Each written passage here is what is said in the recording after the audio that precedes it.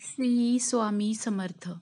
अक्कलकोट निवासी ब्रह्मांड नायक श्री स्वामी समर्थ महाराजांची सेवा लाखो भाविक करतात. परंतु अजूनही असंख्य भाविकांना स्वामींची सेवा कशी करावी किंवा स्वामींची पूजा कशी करावी याबद्दल माहिती नाही. तर काही जणांना स्वामी महाराजांच्या सेवेविषयी अनेक गैरसमज काही लोकांमुळे निर्माण झाले आहेत. या सर्वांचा विचार करून त्याविषयी पुढील विवेचन आहे.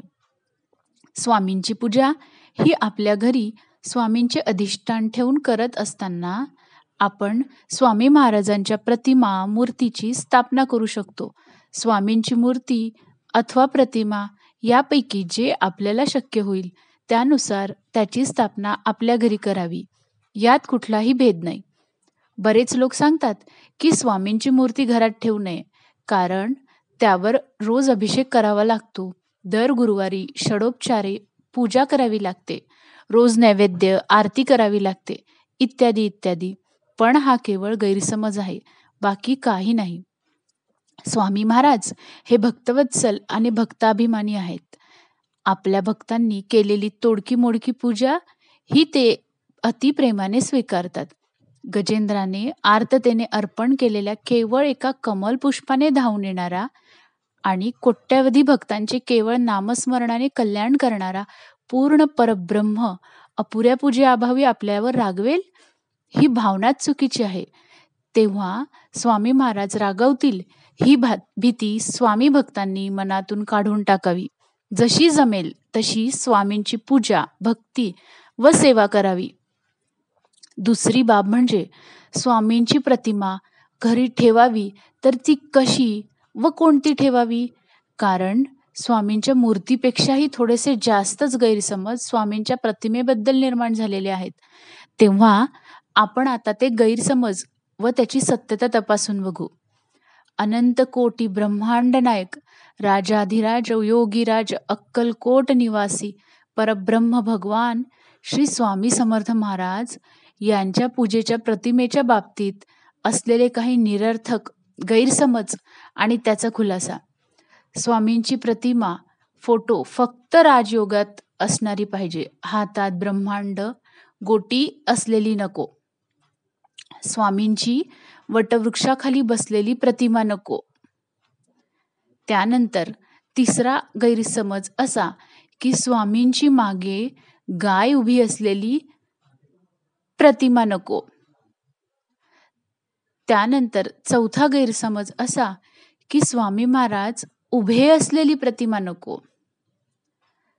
कारण काय? तर वरील प्रतिमा या संन्यासी लोकांच्या पूजेसाठी असतात. सांसारिक अथवा प्रापंचिक लोकांनी याचे पूजन करू नये. हे सर्व गैरसमज योग्य आणि सत्य आहेत का? तर मुळीच नाही. वरील सर्व गैरसमज हे धादांत खोटे आणि निरर्थक आहेत. कारण ज्या स्वामींना आपण ब्रह्मांड नायक म्हणतो, त्या ब्रह्मांड नायक स्वरूपातील हातात ब्रह्मांड घेतलेला म्हणजे गोटी घेतलेला फोटो ठेवायला नाही म्हणणे हे त्याचं परब्रह्म स्वरूप आणि ब्रह्मांड नायकत्वच अमान्य करण्यासारखं आहे.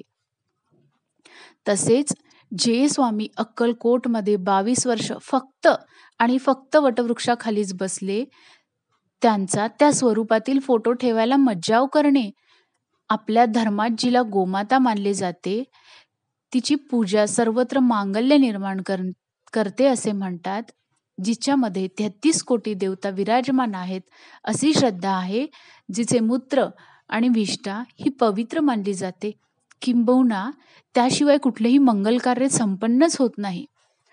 आणि सर्वात महत्त्वपूर्ण म्हणजे स्वामींनी अक्कलकोटमधील आपल्या वास्तव काळात ज्या भागीरथी गायीला क्षणभरही अंतर दिले नाही, जिच्या मृत्यूनंतर तिची एखाद्या तपस्वी योग्याप्रमाणे उत्सव करून समाधी बांधली, तिच्याच सोबत स्वामींचा फोटो ठेवायला मनाई करणे, जे परब्रह्म आहेत, भक्तवत्सल भक्ताभिमानी आहेत आणि भक्तांच्या पाठी सदैव उभे आहेत, त्यांचाच उभा असलेला फोटो पूजन करू नये असे म्हणणे किंवा वरील सर्व प्रकारच्या प्रतिमांचे पूजन करू नये असे म्हणणे हा स्वामींच्या परब्रह्म तत्वाचा घोर अपमान आणि अक्षम्य अपराध आहे.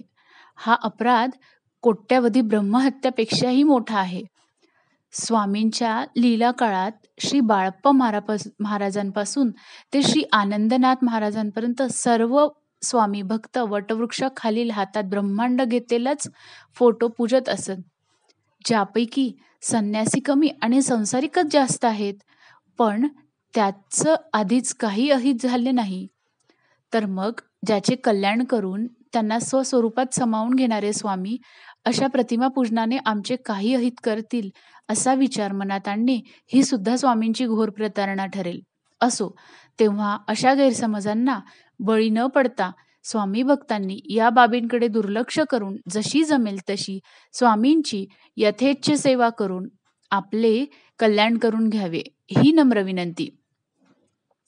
स्वामी भक्तांनो, आपल्या देवघरात आपल्या इच्छेनुसार स्वामींची मूर्ती अथवा कोणतीही स्वामींची प्रतिमा ठेवा.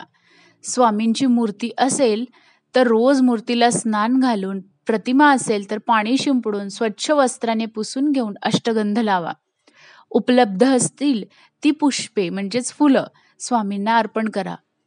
स्वामी महाराजांना सर्वच फुले आवडतात. त्यांना अप्रिय असे एकही फूल नाही. तेव्हा उपलब्ध असणारे कोणतेही पुष्प किंवा तुळशी मंजुळा, तुळशीपत्रे स्वामींना व्हावीत. नंतर अक्षदा व्हाव्यात. त्यानंतर मग दीप अगरबत्ती ओवाळून आपण जी भाजी भाकरी खातो त्याचाच नैवेद्य स्वामींना दाखवावा. एखाद वेळी शक्य नसेल तर दूध, साखर, पेढे किंवा फरसाण ठेवले तरीही चालेल. केलेली प्रत्येक गोष्ट अगोदर स्वामींना अर्पित करा. नैवेद्याच्या बाबतीत सुद्धा स्वामी महाराजांना प्रिय अप्रिय असे काही नाही. अखिल सृष्टी ही त्यांनीच निर्मित केलेल्यामुळे सर्व पदार्थ स्वामींना प्रिय आहेत. तेव्हा अभक्ष म्हणजेच मांसाहार सोडून इतर सर्व पदार्थांचा नैवेद्य स्वामी महाराजांना चालतो. ही बाब सदैव ध्यानात ठेवा. सकाळी उठल्याबरोबर स्वामींचे स्मरण करा. घराबाहेर पडताना व बाहेरून घरात आल्यानंतर प्रथम स्वामींचे दर्शन अथवा स्मरण करा. हृदयात प्रेम, वात्सल्य, ममता ठेवा. आचरण शुद्ध ठेवा. प्राणीमात्रांबद्दल दया असू द्या. कुणाबद्दलही द्वेष, मत्सर ठेवू नका. सर्वांचे कल्याण व्हावे हीच भावना सदैव असू द्या. काही कारणास्तव एखाद्या दिवशी स्वामींची पूजा झाली नाही तरी त्याचे दुःख न करता त्याऐवजी स्वामींची अंतःकरणापासून क्षमा मागावी व स्वामींचे सतत नामस्मरण करावे. कारण कर्मकांडांचा देखावा करण्यापेक्षा हृदयातून स्वामींचा ध्यास करणे महत्त्वाचे आहे. व्हिडिओ आवडला असल्यास लाईक करा, शेअर करा. श्री स्वामी समर्थ. जय जय स्वामी समर्थ.